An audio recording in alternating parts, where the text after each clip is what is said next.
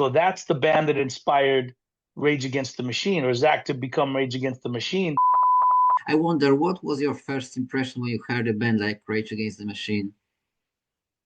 The first time I heard Rage, actually, it was we were already a band, and there was friends of ours who went to a local show, and they saw Rage. Rage was already signed and everything, and they had a demo tape or a cassette tape, and they went to the show, and they brought the next day they brought the tape to us and said, "Hey, look at these guys sound like you guys."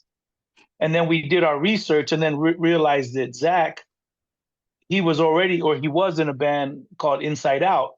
And Inside Out used to come to San Diego and play all over the Southern California area. But there was a band from San Diego called House of Suffering who mixed hip hop and thrash, hardcore. And Zach used to come and watch them.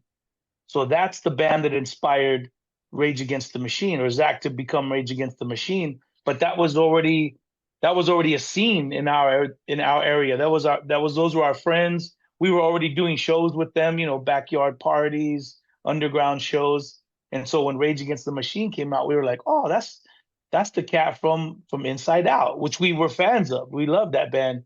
And so, but it took bands like Anthrax, obviously Blondie. There was a lot of it was that New York scene that was so street level, grimy and gritty that they weren't afraid to incorporate hip hop sounds and stuff into their music because it was a part of their scene.